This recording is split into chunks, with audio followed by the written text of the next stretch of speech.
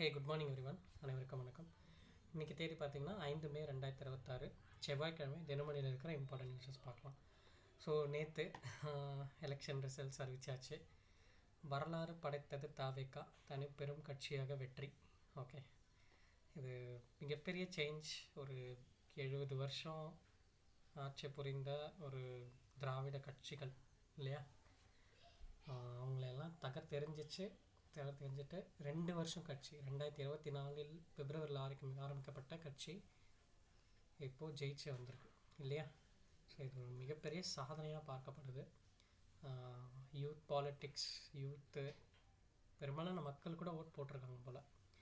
So இதுதான் காட்டுது இந்த வெற்றி. பார்ப்போம் அடுத்தடுத்து என்ன நடக்குதுன்னு நம்ம பார்த்துட்டே இருக்கோம். ஓகே, ஸோ கிட்டத்தட்ட 108 தொகுதிகள் தாவேகா ஜெயிச்சிருக்காங்க. இங்கே கொடுத்துருக்காங்க பாருங்கள் எக்ஸாக்ட் கவுண்ட். திமுக கூட்டணி 73, அதிமுக கூட்டணி 53. தாவேகா தனித்து நின்று 234 தொகுதியிலையும் தனித்து நின்று 108 வெற்றி பெற்றிருக்காங்க. இருந்தபோதும் இது ஒரு தனி பெரும்பான்மையா அப்படின்னு கேட்டால் இல்லை.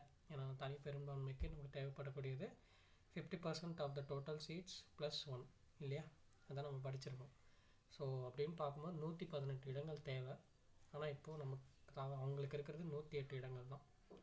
ஸோ இப்போது தொங்கு சட்டசபை அப்படின்ற ஒரு டேர்ம் இருக்குது சரிங்களா. அதாவது மக்கள் எந்த ஒரு கட்சியையும் மெஜாரிட்டியாக செலக்ட் பண்ணலை இல்லையா, தேர்ந்தெடுக்கலை, ஓட்டு போட்டு. ஸோ ஓட்டுக்கள் பிரிக்கப்பட்டிருக்கு இல்லையா. இந்த ஒரு புதிய கட்சி இவ்வளோ ஓட்டுக்களை பிரிச்சிருக்கு அப்படின்னும் போது ஸோ மக்கள் யாரையுமே ஒரு இதுவாக நம்பலைன்ற மாதிரி தான் காட்டுது. ஆனாலும் தாவேக்காவை பெரிதாக அவங்க ஒரு சப்போர்ட் பண்ணியிருக்காங்க இல்லையா, யூத்ஸும் ப்ளஸ் தமிழக மக்களும். ஸோ இப்போது என்ன பண்ணுவாங்க அப்படின்னு பார்த்தீங்கன்னா, இப்போது ஹங் அசம்பிளி அப்படின்னும்போது அதுக்கு சில ப்ராசஸ் இருக்குது சரியா.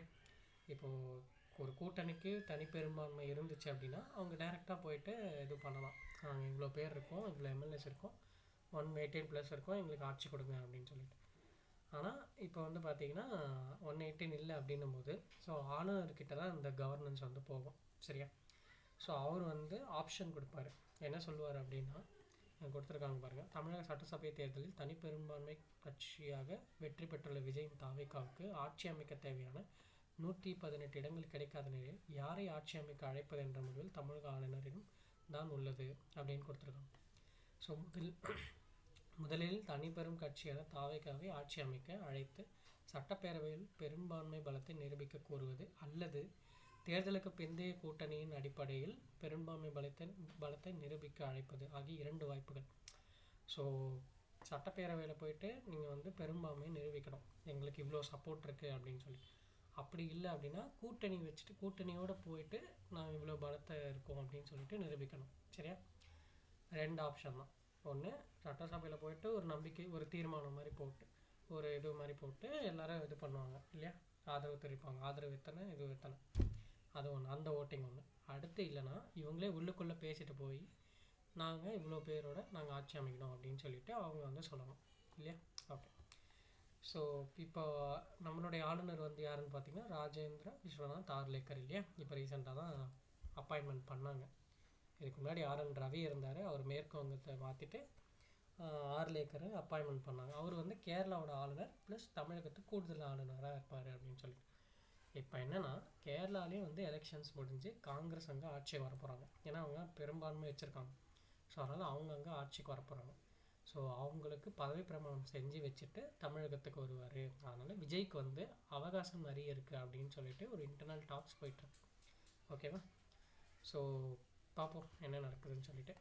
அதுதான் இங்கேயும் கொடுத்துருக்காங்க. நம்ம ஆல்ரெடி சொன்னது தான், தனி பெரும்பான்மைக்கு தேவை 118 இடங்கள். ஸோ இது ஒரு இன்ட்ரெஸ்டிங்காக கேமாக இருக்க போகுது. ஏன்னா இவர் டிஎம்கே பாஜகவை எதிர்க்கிறாரு இல்லையா. இப்போ இவர் 118க்கு இன்னும் 10 இடங்கள் தேவை. ஸோ அதனால் இவர்கிட்ட யார் வரப்போகிறா அப்படின்றது தெரியல. காங்கிரஸ் வரலாம், காங்கிரஸ் கிட்ட 5 சீட்டு இருக்குது. ஸோ காங்கிரஸ் வரலாம். பாட்டாளி மக்கள் கட்சி வர வாய்ப்புகள் இருக்குது இல்லையா. அதையும் தாண்டி பார்த்திங்கன்னா அதிமுக பிஜேபி 1 பிளேஸ் தான் ஜெயிச்சிருக்காங்க பாஜக. ஸோ அதனால் அதிமுக அவங்களே கட் பண்ணிவிட்டு இவங்க கூட வரலாம்னா வர வாய்ப்புகள் இருக்குது. என்னன்னு தெரியல. ஏன்னா இவர் எல்லோரும் எதிர்த்தார். இல்லையா? பாசிச பாஜக, திமுக எல்லாரையுமே எதிர்த்தாரு. ஸோ என்ன நடக்குதுன்னு பார்ப்போம். இப்போதைக்கு அப்போசிஷன் பார்ட்டியாக டிஎம்கே இருக்காங்க. ஏன்னா அவங்க 73 சீட்ஸ் வச்சுருக்காங்க. ஓகே, இதெல்லாம் முடிச்ச அப்புறம் தான் நமக்கு தெரியும் யார் யார் என்ன ஏதுன்னு. ஓகே, ஸோ விஜய் வந்து பார்த்திங்கன்னா 2 தொகுதியில் நின்னார், பெரம்பூர், திருச்சி கிழக்கு. அதில் ஜெயிச்சிருக்காரு. சரியா? ஓகே, நம்ம அரசியல் செய்திகள் பார்க்க மாட்டோம், பட் இது தமிழகம் சார்ந்த ஒரு இதுவாக இருக்கிறதுனால இதை நம்ம பார்க்குறோம். ஸோ இப்போ இவங்க செயல்படுத்தக்கூடிய இந்த அரசு, புதிய அரசு செயல்படுத்தக்கூடிய திட்டங்களை பற்றியும் நம்ம நல்லா படித்து வச்சுக்கணும் இல்லையா? ஓகே, பார்க்கலாம். ஸோ மேற்கு வங்கத்தில் பார்த்திங்கன்னா பாஜக ஆட்சி வந்திருக்கு. மம்தாவுடைய திரிணாமுல் காங்கிரஸ் தோல்வியை தழுவிருக்கு. ஓகே, நம்ம அதெல்லாம் மட்டும் லைட்டாக பார்த்துட்டு போயிடலாம். Okay, so full and full Chennai election newses தான். சென்னையில் கிட்டத்தட்ட பார்த்திங்கன்னா ஒரு 16 தொகுதியில் 14 தொகுதிகள் தாவேக்கா வென்றிருக்கு. 2 தொகுதிகள் சேப்பாக்கம் உதயநிதி ஜெயிச்சிருக்காரு. துறைமுகம் தொகுதியில் சேகர் பாபு, அமைச்சர் சேகர் பாபு அவர்கள் ஜெயிச்சிருக்காரு. ஓகே, சரி, அடுத்து வந்தோம்னா ஃபுல்லாகவே எலெக்ஷனாக தான் இருந்துச்சு. கோவை தெற்கில் செந்தில் பாலாஜி அவர்கள் ஜெயிச்சிருக்காங்க. இவன் நம்ம பேரவைத் தலைவரும் தோற்றுருக்காரு. ஸோ மிகப்பெரிய கஷ்டமான விஷயம் என்னென்னா, ஒரு வாக்கு வித்தியாசத்தில் நம்மளுடைய முன்னாள் அமைச்சர் பெரிய கருப்பன் அவர்கள் தோல்வியை தழுவிருக்காரு. ஓகே, சிவகங்கை மாவட்டம் திருப்பத்தூர் பேரவை தொகுதியில் தாவேக்கா வந்து ஒரு ஓட்டில் ஜெயிச்சிருக்காங்க. அதே மாதிரி செங்கோட்டையன் அதிமுகலேருந்து திமுக தாவேக்காவுக்கு ஜம்ப் பண்ண செங்கோட்டையன் ஜெயிச்சிருக்காரு. பன்னீர்செல்வம் ஜெயிச்சிருக்காரு, முன்னாள் முதல்வர். ஸோ இது இல்லாமல் இது தேவையில்லை, ஜஸ்ட் நீங்கள் படிக்க வேணாம். சரிங்களா? அதே மாதிரி புதுச்சேரியில் ஆட்சியை தக்க வைத்தது தேசிய ஜனநாயக கூட்டணி. ஸோ அங்கே வந்து முன்னாள் முதல்வர் ஆகிறார் ரங்கசாமி தலைவர்னா தேசிய ஜனநாயக கூட்டணி வெற்றி பெற்றிருக்கு. ஓகே, ஸோ இங்கே ஒரு இம்பார்ட்டண்ட்டான ஒரு நியூஸ் பார்க்குறேன். என்னென்னா, கொளத்தூர் தொகுதியில் முதல்வர் மு க ஸ்டாலின் தோல்வி அப்படின்னு கொடுத்துருக்காங்க. ஸோ இது ஒரு பிக்கெஸ்ட் இம்பேக்ட். தன்னை எதிர்த்து போட்டியிட்ட விஎஸ் பாபு அப்படின்றவர்கிட்ட அவர் தோற்று போயிருக்காரு. ஓகே, இதுக்கு முன்னாடி யாருன்னா ஒரு முதல்வர் வேட்பாளர் தோற்று போயிருக்காங்களா அப்படின்னா எஸ், தோற்று போயிருக்காங்க. 96 ஜெயலலிதா அவர்கள் தோற்று போயிருந்தாங்க.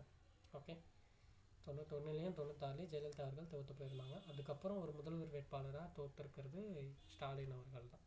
சரி, அதை மட்டும் நம்ம நோட் பண்ணிக்கிறோம். ஓகே, சரி, உங்களுக்கு ஃபுல் லிஸ்ட்டு வேணால் நீங்கள் படித்து பாருங்கள், எல்லாமே கொடுத்துருக்காங்க. அதே மாதிரி இங்கே ஒரு டேட்டா, நாட்டில் இடதுசாரி ஆட்சி இல்லாத மாநிலங்கள் 50 ஆண்டுகளில் முதல் முறை. லெஃப்ட் விங் பார்ட்டிஸ் அப்படின்னு சொல்லக்கூடிய இடதுசாரிகள் கட்சி. ஓகே, கேரளாவில் பார்த்திங்கன்னா லெஃப்ட் விங் தான் இருந்தாங்க இல்லையா? பினராயி விஜயன் அவர்களுடைய கம்யூனிஸ்ட் பார்ட்டி தான் இருந்தாங்க. ஸோ இப்போது அங்கே கேரளாவில் பார்த்திங்கன்னா காங்கிரஸ் வந்து ஆட்சியை பிடிச்சிருக்காங்க. ஓகே, கிட்டத்தட்ட சொல்கிறாங்க 25 ஆண்டுகள் கிட்ட சொல்கிறாங்க இல்லையா? ஸோ கிட்டத்தட்ட அவங்க வந்து 140 தொகுதியில் 102 தொகுதிகளில் வந்து ஜெயிச்சிருக்காங்க. ஓகே, ஸோ இதனால் வந்து இடதுசாரிகள் கட்சிகள் வந்து ஆட்சியில் இல்லாமல் போயிருக்கு.